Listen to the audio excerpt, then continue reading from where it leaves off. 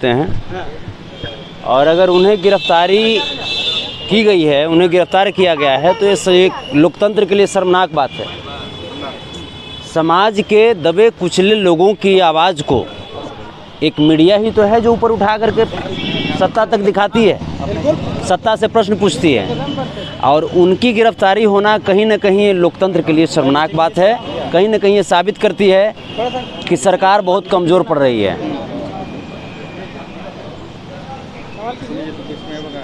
अगली प्रश्न। युवा की आवाज़ के लिए आप हमेशा आगे बढ़ते हैं। थाना में गए थे, क्या चीज़ बात हुआ? क्या बात हुआ? नहीं, एक हमें पता चला, चूँकि मैं पटना में ही था, तो मुझे पता चला कि एक मीडिया है एक्सपोज बिहार के, वो विकास जी उनका नाम है, और उनके साथ साथ कुछ और पत्रकार हैं जिनको हमजा जी हैं, जो जिनको गिरफ्तार किया गया है।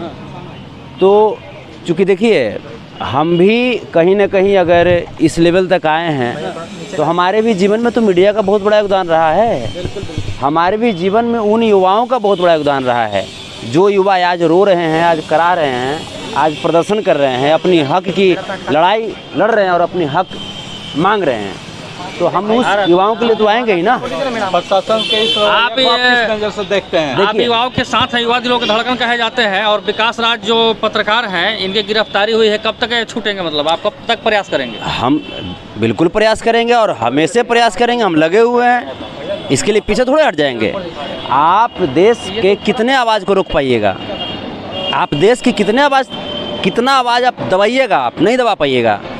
आज देख रहे हैं कि पूरे देश ही नहीं, विदेशों में ये जो सरकार की जो नीति जो आई है, अग्निपथ या अग्निवीर, इसका विरोध किया जा रहा है। तो मैं कहता हूं कि आप ऐसी योजना लाते क्यों हैं? आखिर आपकी नोटबंदी जब आई, तो नोटबंदी आई, वो भी बुरी तरीके से विफल हुई। आपकी नोटबंदी में कौन लोग मारे गए? गरीब लोग मारे गए। क्या आपने कभी मुकेश अंबानी को, क्या आपने अडानी को, क्या आपने टाटा को देखा था लाइन में लगे हुए? क्या आपने देखा? तो क्या मुकेश अंबानी, अडानी और टाटा से ज़्यादा पैसा गरीबों के पास है? मैं पूछना चाहता हूँ, मैं सत्ता से मैं पूछना चाहता हूँ, कृषि कानून में वही हालत है। CNRC पूरा जाड़ा में पूरे किसान मर गए वहाँ पे हैं।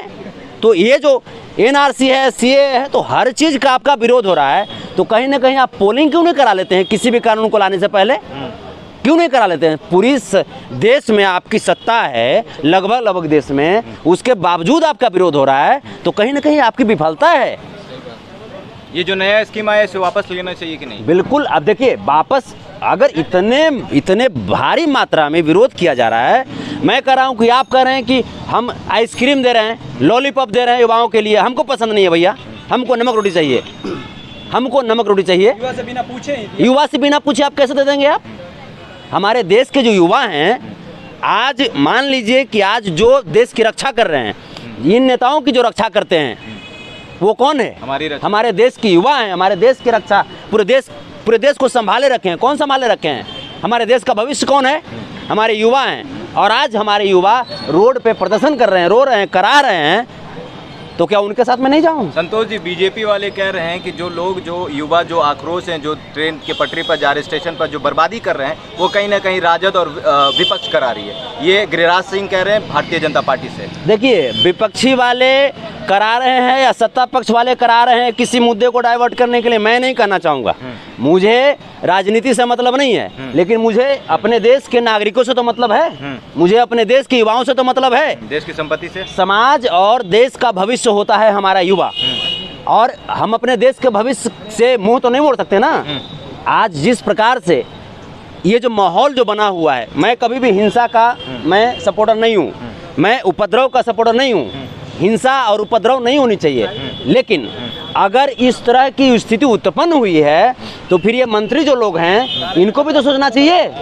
आप कुछ तो उनको भरोसे में लीजिए, कुछ तो विश्वास दिलाइए। किसी की इच्छा होती है क्या कि हम इस तरह से हम रोड पे हम दौड़े? 4 साल के लिए आप नौकरी देने की बात करते हैं, 4 साल के बाद क्या करेगा? उसमें एज लिमिट बढ़ाया गया है 2 साल का। कई लोग 21 से 23 किया गया। इस पे आप क्या बोलना चाहेंगे? 23 साल में लड़का लोग का शादी होता है, 23 साल में बेरोजगार हो जाएगा। 18 साल का बुढ़ा वही तो बात हम कह रहे हैं ना कि 4 साल के लिए आप जो कह रहे हैं कि जैसे 4 साल के बाद नौकरी खत्म, ठीक है। मैं कहता हूं कि तो फिर इन नेताओं के लिए क्यों नहीं होता है कि 4 साल के बाद आप दोबारा चुनाव नहीं लड़ सकते हैं? इन नेताओं के लिए भी तो होना चाहिए ना। ये जो 4 साल का जो फैक्टर जो लगा रखे हैं युवाओं पे, आप देश को बर्बाद करने का काम कर रहे हैं। आप देश के उस एनर्जी को, उस टैलेंट को आप हत्या करने का काम कर रहे हैं। आखिर किसी को भी सरहद पे जो होते हैं हमारे सैनिक, देश के अंदर जो सैनिक होते हैं, चाहे वो जिला बल हो, चाहे वो राजकीय बल हो, ये जितने भी जो लोग हैं कितनी कठिनाई सह करके देश को संभाले रखते हैं, ये नेता लोग जानेंगे। हमारा देश कौन संभालता है? पुलिस बल संभालता है हमारा देश, नेता लोग संभालता है हमारा देश। पुलिस बल के भी बाल बच्चे को कौन संभालता है? कौन संभालता है? खुद पुलिस बल संभालता है, नेता लोग संभालते हैं। संतोष जी, कुछ नेता कह रहे हैं कि ये स्कीम दूसरे देशों में भी लागू किया गया है, वहाँ भी चल रहा है ये स्कीम, तो यहाँ भारत में क्यों नहीं? दूसरे देशों में तो प्रति व्यक्ति इनकम भी बहुत ज़्यादा है, फिर भारत में क्यों नहीं होता है? दूसरे देशों में तो एजुकेशन फ्री है, फिर भारत में क्यों नहीं होता है? दूसरे देशों में हेल्थ फ्री है, चिकित्सा फ्री है, भारत में क्यों नहीं होता है? मैं तो पूछता हूँ, ऐसा क्यों होता है? तो फिर दूसरे देशों की तुलना आप करने चले हैं। ये कहावत है कि घोड़ा का आप जैसे शौक कर दिए और बेंग होकर के आप नाल ठोका रहे हैं, तो आप जैसे मरवे नहीं कीजिएगा जी, हैं? दूसरे देशों से आप जैसे आप खुद की तुलना कर रहे हैं, आप राफेल के लिए किसी दूसरे पे भरोसा करते हैं, अनाज के लिए किसी दूसरे पे भरोसा करते हैं, और अब तुलना करते हैं दूसरे देश से। अरे अपने देश को देखिए कि हम अपने देश को कैसे अच्छा कर सकते हैं, अपने देश के नागरिकों को हम कैसे खुश रख सकते हैं, देश को कैसे आगे बढ़ा सकते हैं। आपके यहाँ स्थिति ये होती है कि जब लॉकडाउन लगती है तब जाकर के आप मुंह ताकते रहते हैं इधर उधर, हैं? 200 करोड़ का नुकसान भी हुआ है देश में, 200 करोड़ की नुकसान हुआ है देश में, उसके बारे में क्या कहना चाहेंगे? ये जो नुकसान है ये देश का नुकसान है। मैं जितने भी युवा हैं मैं उनसे मैं विनम्र मैं रिक्वेस्ट करता हूँ कि मेरे भाई, मेरे दोस्त, मेरे साथी, मैं भी आपकी तरह एक युवा हूँ। अगर ये पत्रकार नहीं निकलते हैं तो क्या करिएगा? अगर ये पत्रकार नहीं निकलते हैं तो मैं कोतवाली के सामने में धरना पे बैठ जाऊंगा। बिल्कुल मैं अकेले बैठ जाऊंगा, बिल्कुल मैं अकेले बैठ जाऊंगा।